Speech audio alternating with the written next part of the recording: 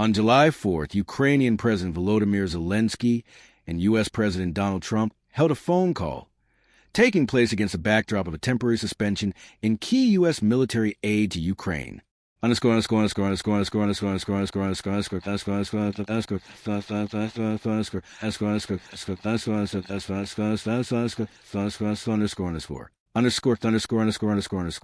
Statement from Andriy Yermak.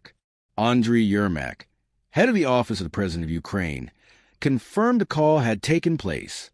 It was a very important and substantive conversation between the presidents. Full details will be shared soon, Yermak stated.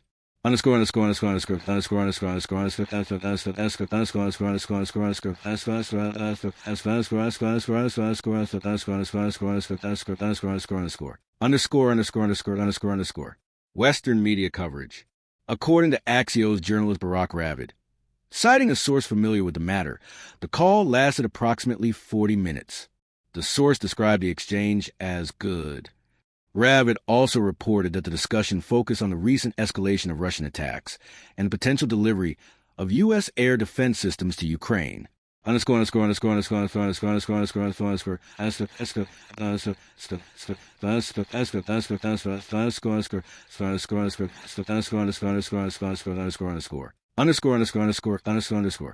Zelensky's account of the call. President Zelenskyy characterized the discussion as both important and productive. He congratulated the American president and people on U.S. Independence Day, expressing gratitude for ongoing U.S. support that, he said, helps preserve lives and Ukrainian sovereignty. Zelenskyy noted that a major topic was the situation on the front lines and the intensifying Russian missile strikes. President Trump is very well informed, and I'm thankful for his attention to Ukraine, he said.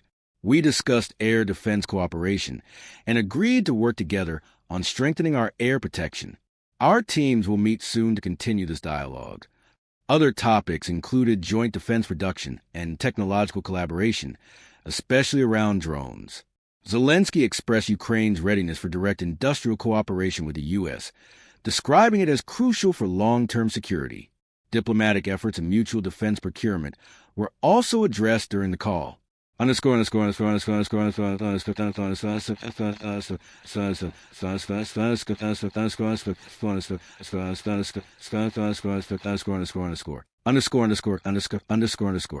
Background: suspension of U.S. military aid.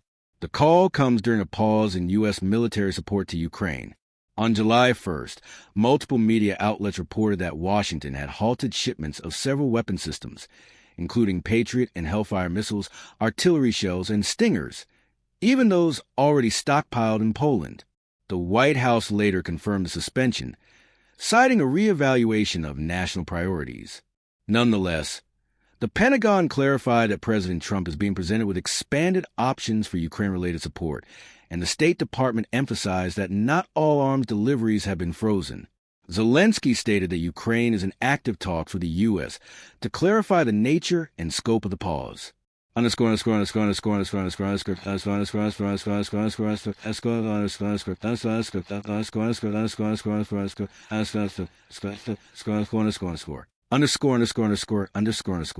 Trump's call with Putin a day earlier. On July 3rd, President Trump also spoke with Russian President Vladimir Putin in a call that lasted about an hour. Following the conversation, Trump expressed disappointment. I'm very disappointed with the conversation I had today with President Putin. Trump said, I don't think he's looking to stop the war, and that's too bad. According to Kremlin, Putin insisted on addressing the root causes of the conflict and maintained support for a negotiated solution. The Kremlin noted that the topics of U.S. arms supplies to Ukraine and ongoing talks in Turkey were not brought up.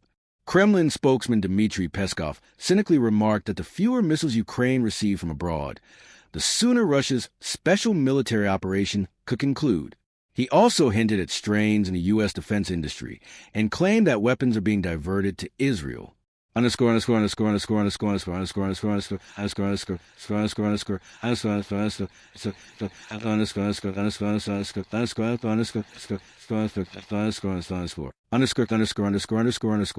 Context: previous Trump-Zelenskyy meeting.